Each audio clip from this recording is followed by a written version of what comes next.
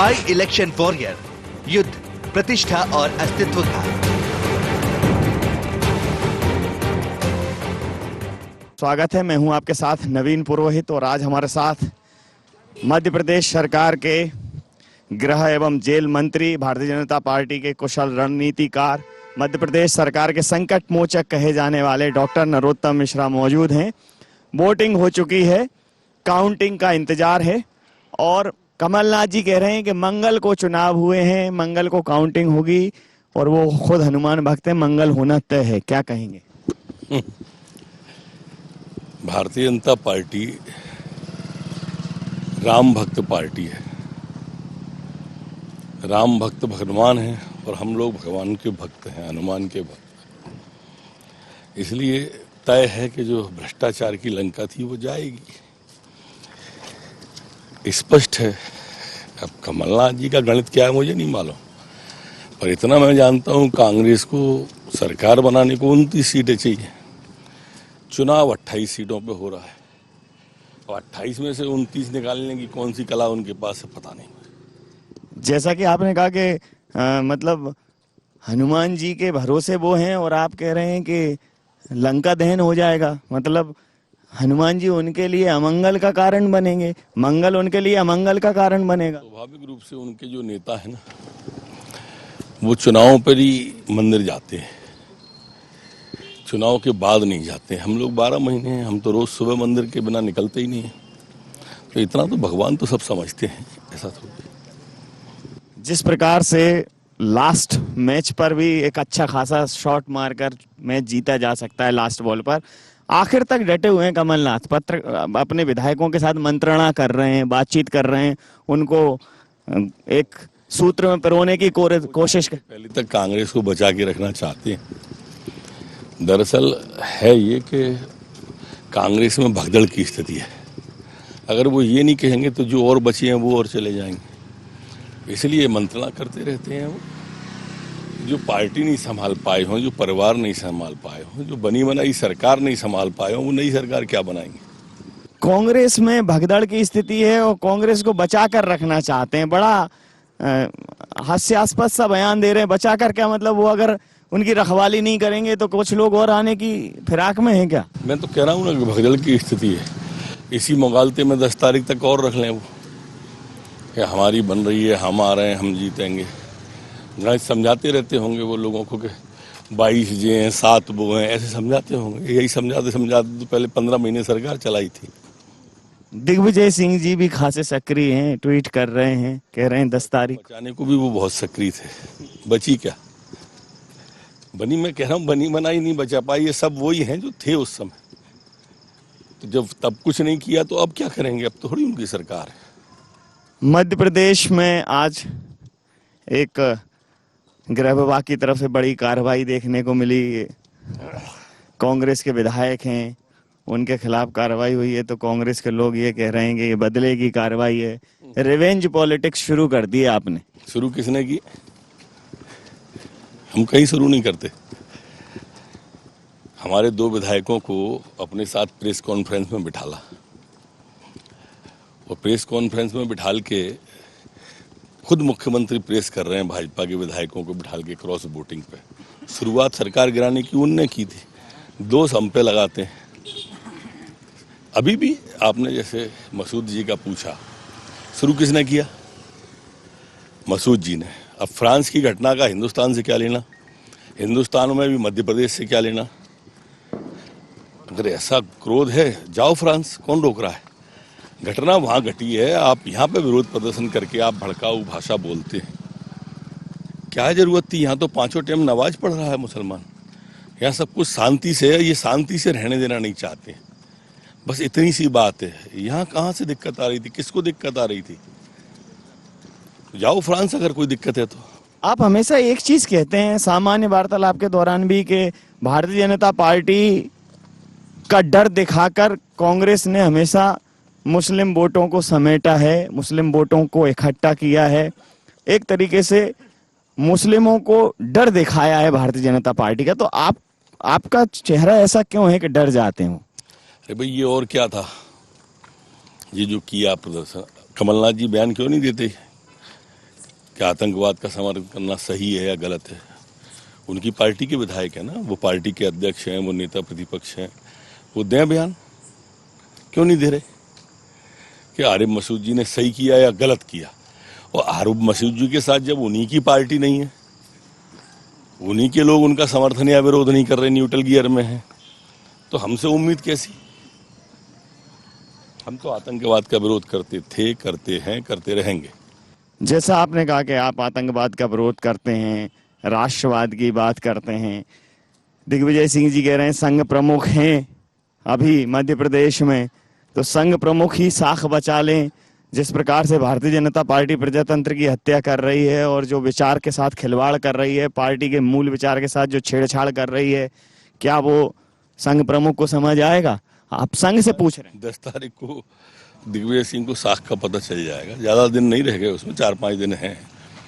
किसकी साख बचा रही है? साख तो किसी भी पार्टी की जनता बचाती है। और दिग्विजय सिंह तो खुद ही कह चुके हैं कि मेरे जाने से वोट कटते हैं। तो स्वाभाविक रूप से जिसकी साख ऐसी हो, जिसके जाने से वोट कटें किसी पार्टी के, वो साख की बात कैसे कर सकता है? दिग्विजय सिंह जी के शासनकाल के बाद आपको लगभग 3 बार सरकार बिल्कुल निर्बाध रूप से मिली। कमलनाथ जी के बाद आप कहते हैं कि यहाँ एक तरीके से कांग्रेस मुक्त हो जाएगा मध्य प्रदेश, सिर्फ और सिर्फ भारतीय जनता पार्टी के लिए एक रास्ता बचेगा, एक वैक्यूम, एक निर्बाध रहेगा। भारतीय जनता पार्टी के लिए अब एक उन्मुक्त माहौल है। ऐसा क्यों सोचते हैं कि कांग्रेस दोबारा खड़ी नहीं हो पाई? नवीन जी, दरअसल क्या है कि इतिहास देखा जाता है भविष्य के लिए। इतिहास एक बात कह रहा है कि कांग्रेस जहाँ जहाँ 3 बार सत्ता से बाहर हुई, वो फिर लौटी नहीं, चाहे वो पश्चिम बंगाल हो, चाहे वो उत्तर प्रदेश हो, चाहे वो बिहार हो, कभी वापस ही नहीं लगती कांग्रेस की। ये तो एक धोखे की राजनीति करी, कर्जा माफी की और नौजवान को बेरोजगारी भत्ते की। इस धोखे में थोड़ी सीट ज्यादा आ गई थी, बहुमत नहीं आया था। तो ये धोखा ही है जो धोखे से इस तरह का हो गया। इसलिए मेरी मान्यता है कि ये अब रसातल की ओर है, डूबता जहाज है, बिखर जाएगी कांग्रेस। एक तो ये कारण है। दूसरा, 15 महीने की इनकी सरकार रही, वल्लभ भवन दलालों का अड्डा बन गया। कांग्रेस कार्यकर्ता की कोई पूछ नहीं थी, और जो दलाल था वो आके ऑर्डर निकलवा के ले जाता था। तो कार्यकर्ता के नीचे तक मन में बैठ गया है कि ये आते हैं तो लूटपाट करते हैं और कुछ नहीं करते, न तो क्षेत्र का ध्यान देते हैं, न प्रदेश का देते हैं, न देश का देते हैं। जिस प्रकार से आप लगातार भारतीय जनता पार्टी के फेवर की बात कर रहे हैं, आप कह रहे हैं कि जनता हाथों हाथ स्वीकार करेगी, लेकिन बहुत सारे लोग तो कल तक जो कांग्रेस में थे वो भारतीय जनता पार्टी में आए। इतनी जल्दी उनका भारतीय जनता पार्टीकरण हो जाएगा? जो भारतीय जनता पार्टी का कार्यकर्ता है, क्या दिल से उन्हें स्वीकार कर पाएगा? ये स्वीकार कर लिया, ये तो मैंने कहा 10 तारीख को परिणाम आ जाएगा आपके पास। स्वीकार तो कर चुके लोग उन्हें, और वो कांग्रेस में भले हो। सिंधिया जी का जो दादी थी वो फाउंडेशन मेंबर है भारतीय जनता पार्टी की। उनके पिताजी सांसद पहली बार जनसंघ से ही बने थे। उनकी बुआ जी आज भी मंत्री हैं मध्य प्रदेश भाजपा में। उनकी एक और बुआ हैं, वो मुख्यमंत्री रही हैं 10 साल तक राजस्थान की। तो इसलिए वो अलग थोड़ी हैं। जल और कुल को मिलने में कितनी देर लगती है? 10 तारीख को मंगल को कांग्रेस कह रही है कि हमारा मंगल होगा, आप कह रहे हैं हमारा मंगल होगा। 10 तारीख के दिन जो एक दहाई का जो आंकड़ा है वो संजीवनी का काम करेगा। कांग्रेस ये भी कह रही है कि दहाई के आंकड़े कोई नहीं छू पाएगी भारतीय जनता पार्टी, और बहुत सारे लोग उनके संपर्क में है। वैसा ही क्या आप सोचते हो कि कांग्रेस ये कहेगी छू जाएगी भाजपा? वो क्यों कहेंगे हमारे बारे में ऐसा? छोटी सी बात है, हम उनके बारे में और वो हमारे बारे में नहीं कहेंगे। आप तो खुद अपना सर्वे करो ना, आप दोनों से हट जाओ दूर। आप तो खुद सर्वे करो और जारी करो एग्जिट पोल। कौन रोकता है आपको? आपके पास सर्वाधिकार सुरक्षित है। क्या प्रेशर था क्या संघ का या पार्टी का? लोगों ने आपको बहुत गली गली में प्रचार करते देखा। एक एक दिन में आपने 15-15 छोटी छोटी सभाएं ली। आपको लगता है कि ये छोटा छोटा प्रचार बड़ा बड़ा परिणाम ला पाएगा? आपने कहा कि नरोत्तम मिश्रा खुद ऐसा समझ लीजिए चुनाव में खड़ा है। किस दबाव के तहत किया इस टाइप का? नहीं, दबाव थोड़ी होता है। पार्टी का काम, पार्टी हमारी माँ है और पार्टी को जब जरूरत पड़ेगी तो मैं हमेशा ऐसे ही लगाऊं। आज तक कभी ऐसा नहीं हुआ कि मैंने मेहनत नहीं की हो पार्टी के काम में। आज जो कुछ है पार्टी के कारण ही तो है, जहां भी है पार्टी के कारण ही तो है। पार्टी हट जाती है तो हमारा अस्तित्व क्या है? शून्य। 100 से ऊपर छोटी छोटी सभाएं की, छोटी छोटी सभाओं से बड़े बड़े परिणामों की उम्मीद करते हैं। 87 सभाएं की हैं पर बड़े परिणाम, बड़ी सभा से वातावरण बनता है, छोटे सभाओं से सीधा आदमी कनेक्ट होता है, अपनी बात कह सकता है, हम उसे अपनी बात समझाने की कोशिश करते हैं। जिस प्रकार से एक माहौल बना रही है कांग्रेस, एक जो राजनीतिक गलियारों में एक बात चल रही है, कितनी सत्यता है कि बहुत सारे भारतीय जनता पार्टी के विधायक कांग्रेस के संपर्क में हैं और जा सकते हैं। ये पहले भी यही कहते थे ये लोग, जिनको आप देख चुके हो, जिस बंदूक की या पिस्तौल की या तोप की आपको रेंज मालूम है कि इसका राउंड कहाँ तक जाएगा, उसके बारे में काहे को पूछते हैं? अपन को उनकी क्षमता मालूम है। वो तब भी यही कहते थे कि हमारे संपर्क में 10 से ज़्यादा विधायक है, हमारे संपर्क में ये है, हमारे संपर्क में वो है।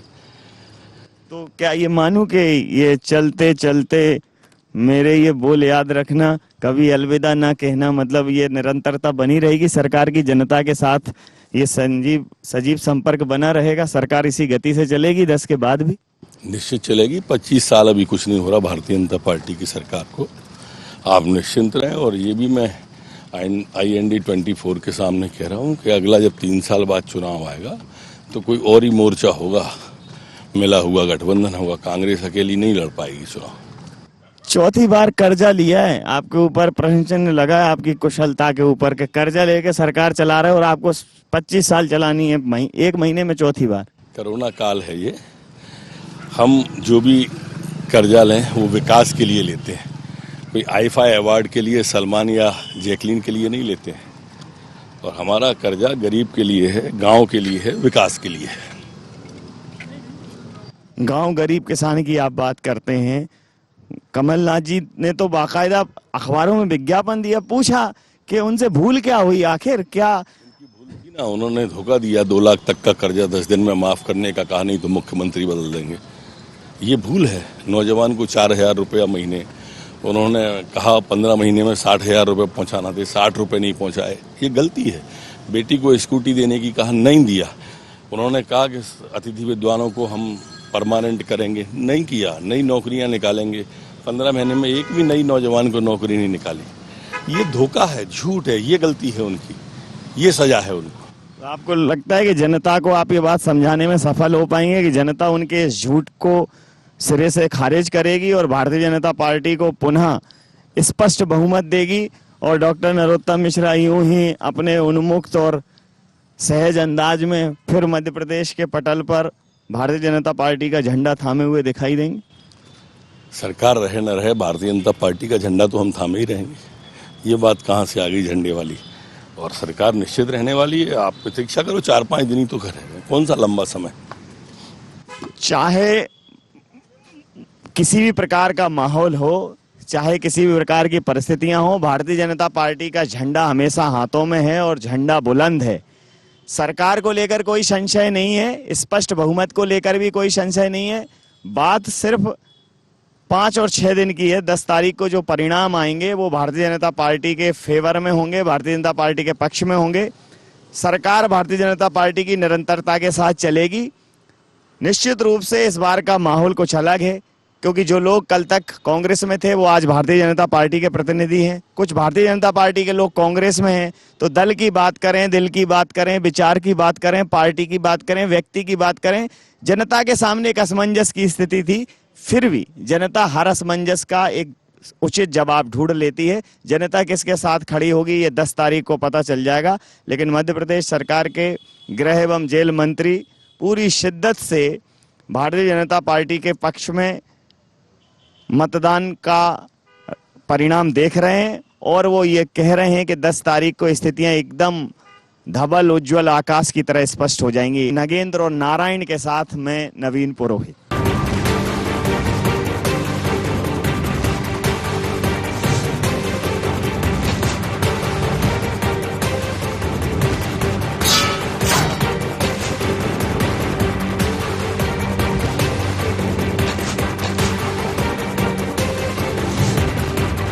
बाई इलेक्शन वॉरियर, युद्ध प्रतिष्ठा और अस्तित्व का।